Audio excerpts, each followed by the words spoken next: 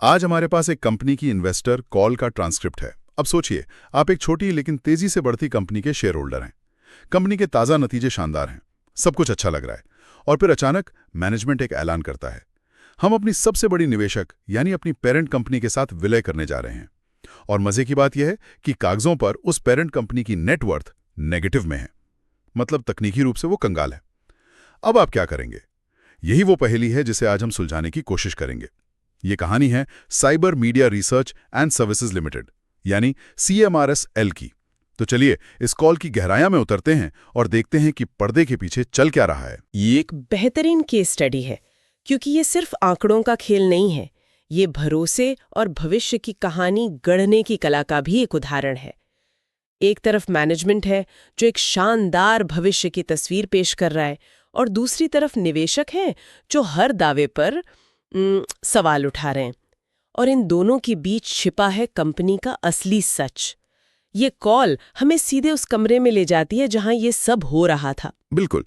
तो कहानी की शुरुआत होती है अच्छे नतीजों से, और यही बात इस विलय की खबर को और भी ज्यादा हैरान करने वाला बना देती है। वित्तीय वर्ष 25-26 की पहली छमाही के आंकड़े आए और वो काफी दमदार थे। कंपनी की कुल आय, जिसे टॉपलाइन कहते हैं, साल दर साल 20% से ज्यादा बढ़ी, लगभग 44 करोड़ रुपए हो गई। और ये सिर्फ बिक्री में बढ़ोतरी नहीं है, जो अक्सर खर्च बढ़ाने से भी आ जाती है। असली कहानी उनके मुनाफे में है। उनका EBITDA, मतलब ब्याज, टैक्स और बाकी कटौतियों से पहले की कमाई, वो 46% बढ़ी है। ये बहुत बड़ा उछाल है। 46%? हाँ, इसका सीधा मतलब है कि कंपनी की एफिशिएंसी, मतलब कुशलता, बढ़ रही है। उनका EBITDA मार्जिन 5.1% से बढ़कर 6.2% हो गया है।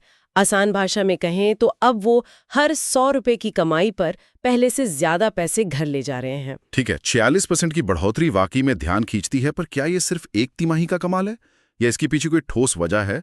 क्या ये ग्रोथ टिकाऊ है? मैनेजमेंट ने बताया कि ये पैसा असल में आ कहां से रहा है। हाँ, और यही बात इसे और दिलचस्प बनाती है। ये ग्रोथ किसी एक तुक्के से नहीं आई है, बल्कि काफी संतुलित है। उनका अंतर्राष्ट्रीय व्यापार 30% और घरेलू व्यापार 22% बढ़ा है। और इसके दो मुख्य इंजन हैं। पहला है मार्केट रिसर्च, जहां वो AWS, क्वालकॉम और HP जैसे बड़े ग्लोबल क्लाइंट्स के साथ काम कर रहे हैं। और दूसरा इंजन? दूसरा और शायद ज्यादा महत्वपूर्ण इंजन है प्रोग्रामेटिक एडवर्टाइजिंग। ये बस एक फैंसी शब्द है जिसका मतलब है डिजिटल विज्ञापनों की ऑटोमेटिक खरीद फरोख्त। सोचिए, ये एक तरह का स्टॉक मार्केट है विज्ञापनों के लिए, जहां सब कुछ सेकंडों में होता है। इस क्षेत्र में वो गूगल के DV360 और पबमैटिक जैसे दुनिया के सबसे बड़े प्लेटफॉर्म्स के साथ मिलकर काम कर रहे हैं। तो ये ग्रोथ खोखली नहीं है, इसके पीछे मजबूत क्लाइंट्स और मॉडर्न टेक्नोलॉजी है। तो कुल मिला के CMRSL कैसी कंपनी है जो सही रास्ते पर है, मुनाफे में है और भविष्य के टेक्नोलॉजी ट्रेंड्स पर काम कर रही है। और ठीक इसी समय जब निवेशकों को जश्न मनाना चाहिए था, मैनेजमेंट ने वो विलय वाला बम फोड़ दिया। बिल्कुल, उन्होंने घोषणा की कि CMRSL का विलय उसकी सबसे बड़ी share holder cyber media India limited यानी CMIL के साथ होगा। ये सिर्फ दो कंपनियों का मिलना नहीं था, ये एक छोटी SME प्लेटफॉर्म पर लिस्टेड कंपनी का एक बड़ी मेन बोर्ड पर लिस्टेड कंपनी के साथ एकीकरण था। और यहीं पे गणित थोड़ा अजीब हो जाता है।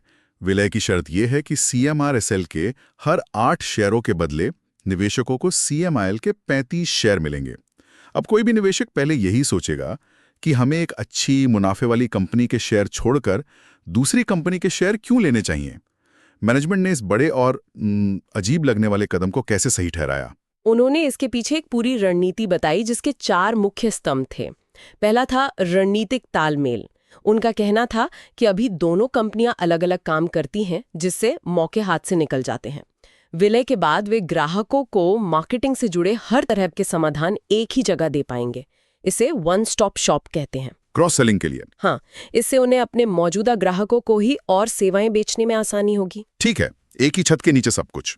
ये बिजनेस के लिहाज से तो समझ आता है, लेकिन पैसों के मामले में क्या? वित्तीय तौर पर इसका क्या फायदा होगा? यहाँ दो बहुत बड़ी बातें हैं। पहली, विलय के बाद बनी कंपनी का मार्केट कैप, मतलब कुल बाजार मूल्य, काफी बड़ा होगा, जिससे बड़े निवेशक आकर्षित होंगे। दूसरी, और ये इस कहानी का सबसे बड़ा ट्विस्ट है, CMIL के पास गुरुग्राम और बेंगलुरु में ऑफिस के रूप में करीब 27 करोड़ रुपए की जमीन और इमारतें हैं। अरे वाह! ये संपत्ति जब CMRSL की बैलेंस शीट में जुड़ेगी तो संयुक्त कंपनी की वित्तीय नींव चट्टान जैसी मजबूत हो जाएगी। तो एक बड़ी और आर्थिक रूप से ज्यादा स्थिर कंपनी बनाने का प्लान है। और लागत का क्या? ऐसे बड़े विलय में तो खर्चा भी बहुत होता है। हाँ, लेकिन मैनेजमेंट का गणित यहाँ भी तैयार था। उन्होंने कहा कि विलय की कुल लागत करीब 40 से 50 लाख रुपए आएगी, लेकिन विलय के बाद कंप्लायंस और प्रशासनिक खर्चे कम होने से हर साल कम से कम 1 करोड़ रुपए की बचत होगी। अच्छा, मतलब विलय का पूरा खर्चा पहले 6 महीने की बचत से ही निकल आएगा। ये तो बहुत आकर्षक लग रहा है, लेकिन मैं अभी भी एक निवेशक की तरह सोच रहा हूं। मुझे 8 के बदले 35 शेयर मिल रहे हैं, ठीक है, पर मेरे लिए सबसे बड़ा फायदा क्या है? निवेशकों के लिए सबसे बड़ा फायदा एक शब्द में है, लिक्विडिटी। इसे समझना बहुत जरूरी है। CMRSL के शेयर अभी NSE के SME प्लेटफॉर्म पर लिस्टेड हैं। ये प्लेटफॉर्म छोटी कंपनियों के लिए बनाया गया है, जहां ट्रेडिंग अक्सर बड़े लॉट्स में होती है और खरीदार बेचने वाले भी कम होते हैं। मतलब अगर आपके पास शेयर है और आप उन्हें बेचना चाहते हैं तो जरूरी नहीं कि आपको तुरंत खरीदार मिल जाए। मतलब आपका पैसा फंस सकता है। बिल्कुल, ये ऐसा है जैसे आपके पास एक कीमती पेंटिंग तो है, लेकिन उसे खरीदने वाला कोई नहीं मिल रहा है। विलय के बाद शेयरधारकों को CMIL के शेयर मिलेंगे, जो NSE और BSE दोनों के मेन बोर्ड पर लिस्टेड हैं। मेन बोर्ड का मतलब है एक विशाल और व्यस्त बाजार, जहां आप जब चाहें एक भी शेयर आसानी से खरीद या बेच सकते हैं। आपका पैसा पेंटिंग से निकलकर कैश में बदल जाता है। ये निवेशकों के लिए एक बहुत बड़ा अपग्रेड है। ठीक है, तो मैनेजमेंट ने तो एक ऐसी तस्वीर पेश की है जिसमें हर तरफ से फायदा ही फायदा है। बेहतर रणनीति, मजबूत फाइनेंस, कम लागत और निवेशकों के लिए ज्यादा लिक्विडिटी। सुनने में तो ये एक नो ब्रेनर डील लगती है, लेकिन हम जानते हैं कि जब चीजें इतनी अच्छी लगती हैं तभी निवेशक सबसे ज्यादा शक करते हैं और उन्होंने सवाल पूछने शुरू कर दिए होंगे। और सवाल भी ऐसे पूछे गए जो सीधे मुद्दे की जड़ पर चोट करते थे। यहीं से कॉल का ड्रामा असल में शुरू होता है। मुझे यकीन है सबसे पहला सवाल उसी बात पर होगा जिसका हमने शुरू में जिक्र किया था। एक निवेशक ने सीधे सीधे पूछ लिया, CMIL की नेटवर्थ तो नेगेटिव में है, मतलब वो तकनीकी रूप से दिवालिया है, तो फिर ये विलय हम CMRSL के शेयरधारकों के लिए फायदेमंद कैसे हो सकता है? ये एक ऐसा सवाल है जिसका जवाब देना किसी भी मैनेजमेंट के लिए आसान नहीं होता। बिल्कुल, और मैनेजमेंट का जवाब भी उतना ही सीधा और दमदार था। उन्होंने कहा कि ये नेगेटिव नेटवर्थ एक ऐतिहासिक वजह से है, एक पुरानी अकाउंटिंग एंट्री। सालों पहले अमेरिका में उनका एक बिजनेस था जिसमें घाटा हुआ था और उस घाटे को किताबों में एडजस्ट किया गया था। इसका आज कंपनी के कैश फ्लो यानी नकदी के लेन देन पर कोई असर नहीं है। मतलब ये एक भूतिया घाटा है जो कागजों पर तो दिखता है पर असल में अब मौजूद नहीं है। एकदम सही। और फिर उन्होंने अपना तुरुप का इक्का निकाला। उन्होंने कहा, आप हमारी किताबों में नेटवर्थ देख रहे हैं, लेकिन आप हमारी असली संपत्ति नहीं देख रहे। उन्होंने बताया कि उनकी जो जमीन और इमारतें हैं, उनका बुक वैल्यू मतलब किताबों में दर्ज मूल्य सिर्फ 3.24 करोड़ रुपए है। ये वो कीमत है जिस पर उन्हें शायद दशकों पहले खरीदा गया था। और आज की कीमत? आज उनका बाजार मूल्य करीब 27 करोड़ रुपए है। अरे वाह, ये तो बहुत बड़ा अंतर है। तो आप कह रही हैं कि कंपनी की बैलेंस शीट असल में उसकी असली कीमत छिपा रही है, एक पुराने अकाउंटिंग नियम की वजह से। हाँ, ये एक क्लासिक उदाहरण है जहां किताबें आपको धोखा दे सकती हैं। जो कंपनी कागजों पर खतरे में दिख रही थी, असल में उसके पास 27 करोड़ की छिपी हुई संपत्ति है जो पूरी कहानी को पलट देती है। इस जवाब ने तो जरूर निवेशकों को थोड़ा शांत किया होगा। लेकिन एक और बड़ा सवाल था वैल्यूएशन का। कुछ निवेशकों का तर्क था कि CMRSL के फंडामेंटल्स, मतलब उसकी ग्रोथ और मुनाफा, CMIL से कहीं बेहतर हैं। फिर भी शेयर स्वैप अनुपात में CMIL को ज्यादा तवज्जो क्यों दी गई? वो 8 के बदले 35 का अनुपात कैसे तय हुआ? ये एक बहुत तकनीकी लेकिन जरूरी सवाल था और इसका जवाब देने के लिए कंपनी के ऑडिट कमेटी के चेयरमैन आगे आए। उन्होंने सेबी के एक खास फॉर्मूले का हवाला दिया। उन्होंने समझाया कि जब दो लिस्टेड कंपनियां मिलती हैं तो वैल्यूएशन के लिए मार्केट अप्रोच अपनाना पड़ता है। मार्केट अप्रोच, इसका क्या मतलब है? उन्होंने इसे बहुत अच्छे से समझाया। देखिए, मान लीजिए आप अपने पड़ोस में घर बेच रहे हैं। अब उसकी कीमत तय करने के 3 तरीके हो सकते हैं। एक, आप हिसाब लगाएं कि उसे बनाने में कितना खर्च आया था। 2. आप अनुमान लगाएं कि भविष्य में उससे कितना किराया आ सकता है। या 3. आप ये देखें कि पिछले कुछ महीनों में आपके पड़ोस में वैसे ही दूसरे घर कितने में बिके हैं। तीसरा तरीका सबसे सीधा और भरोसेमंद लगता है। बिल्कुल, सेबी भी यही कहता है। मार्केट अप्रोच का मतलब है कि वैल्यूएशन इस आधार पर तय होगा कि पिछले कुछ समय में, जैसे 10 दिन या 90 दिन में, दोनों कंपनियों के शेयरों का बाजार में औसत मूल्य क्या रहा है। ये मैनेजमेंट के अनुमानों पर नहीं, बल्कि बाजार की हकीकत पर आधारित होता है। तो वो 8 के बदले 3.5 का अनुपात किसी की राय से नहीं, बल्कि बाजार के गणित से निकला है। तो इस सब के बाद जब विलय की उलझनें सुलझ गईं, तो बातचीत भविष्य पर आई होगी। आखिर ये नई, बड़ी और मजबूत कंपनी करने क्या वाली है? इनका गेम प्लान क्या है? हाँ, उनका भविष्य का प्लान 2 तरफा है। पहला है अपने मौजूदा कारोबार को और मजबूत करना। वो अपने 4 प्रमुख क्षेत्रों, agency, publisher monetization, market research और मीडिया कारोबार पर डबल डाउन कर रहे हैं। मतलब पहले से भी ज्यादा जोर लगा रहे हैं। और दिलचस्प बात यह है कि विलय से CMIL का जो मीडिया कारोबार जुड़ रहा है, वो भी खुद 33% की दर से बढ़ रहा है। ये तो हुई मौजूदा बिजनेस की बात, लेकिन भविष्य की ग्रोथ कहाँ से आएगी? क्या उनके पास कोई नया बड़ा आइडिया है? हाँ, और यही उनकी रणनीति का दूसरा और शायद सबसे रोमांचक पहलू है। भविष्य के विकास के लिए उन्होंने 2 खास टेक्नोलॉजी प्रोडक्ट्स पर बड़ा दांव लगाया है। पहला है ऑक्सो एड्स। ये उनका पब्लिशर मोनेटाइजेशन प्रोडक्ट है, जो पहले से ही सफल है और डबल डिजिट मार्जिन दे रहा है। और दूसरा प्रोडक्ट जिस पर शायद उनकी सबसे ज्यादा उम्मीदें टिकी हैं, वो है CM Galaxy। मैनेजमेंट ने इसे अपना भविष्य का सितारा बताया है। ये एक AI इंटीग्रेटेड प्लेटफॉर्म है। इसका मकसद है कंपनियों की एक बहुत बड़ी समस्या को हल करना, जिसे डेटा साइलो कहते हैं। डेटा साइलो, ये क्या होता है? इसे ऐसे समझिए कि एक बड़ी कंपनी में सेल्स डिपार्टमेंट, मार्केटिंग डिपार्टमेंट और कस्टमर सर्विस डिपार्टमेंट, तीनों के पास ग्राहकों का डेटा है, लेकिन तीनों का डेटा अलग-अलग सिस्टम में बंद है और वो एक दूसरे से बात नहीं करते। सेल्स वाले को नहीं पता कि मार्केटिंग वाले ने ग्राहक को क्या ईमेल भेजा है।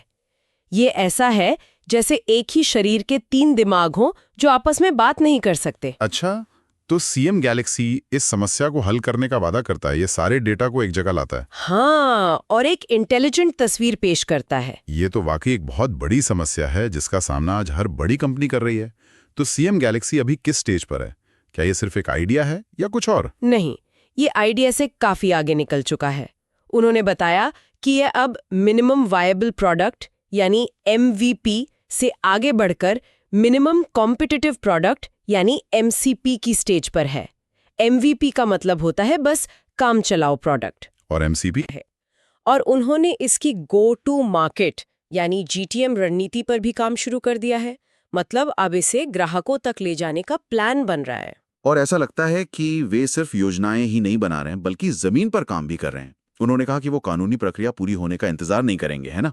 बिल्कुल, और ये मैनेजमेंट के आत्मविश्वास को दिखाता है। उन्होंने एक बहुत मजबूत बयान दिया, we are not going to wait for the mergers official approval. उन्होंने बताया कि जनवरी से ही टीमों का पुनर्गठन, दोनों कंपनियों के कल्चर को मिलाना और बिजनेस को जोड़ने जैसी आंतरिक विलय प्रक्रियाएं शुरू कर दी गई हैं। ये तो काफी प्रोएक्टिव अप्रोच है, लेकिन क्या इसमें थोड़ा जोखिम नहीं है? मान लीजिए किसी रेगुलेटरी वजह से विलय में देरी हो गई या कुछ बदल गया, तब क्या होगा? क्या वे थोड़ी जल्दबाजी कर रहे हैं? ये एक जायज चिंता है, लेकिन मैनेजमेंट का नजरिया ये है कि अगर वो 6 से 9 महीने तक सिर्फ कानूनी मंजूरी का इंतजार करते रहे तो वो कीमती समय बर्बाद कर देंगे। उनका लक्ष्य है कि जिस दिन विलय कानूनी तौर पर पूरा हो, उस दिन से ही एकीकृत कंपनी अपनी पूरी क्षमता से काम करना शुरू कर दे। वे पहले दिन से ही रेस में दौड़ना चाहते हैं, न कि स्टार्टिंग लाइन पर खड़े होकर तैयारी करना। तो अगर हम इस पूरी कहानी को समेटें तो हमारे सामने एक ऐसी कंपनी है जो मुश्किल दौर से निकलकर रिकवरी का रास्ते पर है और अपनी ग्रोथ को अगले स्तर पर ले जाने के लिए वो एक बड़ा साहसी और पहली नज़र में अजीब लगने वाला रणनीतिक कदम उठा रही है। वे तालमेल, दक्षता और 2 प्रमुख तकनीकी उत्पादों ऑक्सो एड्स और CM Galaxy पर दांव लगा रही हैं। यह अपनी ताकतों को मिलाकर एक ज्यादा मजबूत इकाई बनाने का एक क्लासिक उदाहरण है। CMRSL के पास टेक्नोलॉजी और नए प्रोडक्ट्स की ताकत है और CMIL के पास स्थापित मीडिया ब्रांड्स और सबसे महत्वपूर्ण वो 27 करोड़ की कीमती अचल संपत्ति है। अब सब कुछ उनकी एग्जीक्यूशन मतलब उनकी योजनाओं को अमल में लाने की क्षमता पर निर्भर करेगा। तो असली सवाल अब भविष्य को लेकर हैं, वो कौन सी बड़ी चुनौतियां हैं जिन पर इस विलय की सफलता टिकी होगी? दो सबसे बड़े सवाल हैं। पहला, लोगों से जुड़ा हुआ। क्या वे दो अलग-अलग कंपनियों की टीमों और काम करने के तरीकों को सफलतापूर्वक एक कर पाएंगे? विलय अक्सर कागज पर अच्छे लगते हैं, लेकिन असल में इंसानी तालमेल पर फेल हो जाते हैं। और दूसरा, टेक्नोलॉजी से जुड़ा हुआ। क्या सीएम गैलेक्सी प्लेटफॉर्म पर उनका बड़ा दाव सफल होगा? क्या ये प्रोडक्ट वास्तव में उस बड़ी डेटा साइलो की समस्या को हल कर पाएगा?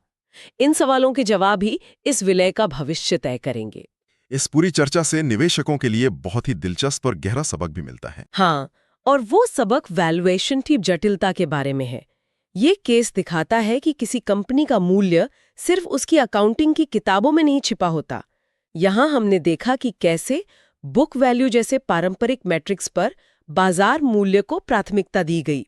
और ये किसी भी निवेशक के लिए एक व्यापक सवाल खड़ा करता है।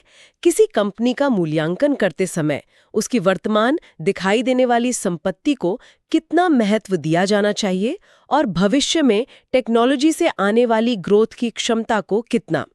इस विलय में बाजार और मैनेजमेंट दोनों ने भविष्य की क्षमता पर अपना दांव लगाया है। अब देखना यह है कि ये दांव कितना सही साबित होता है।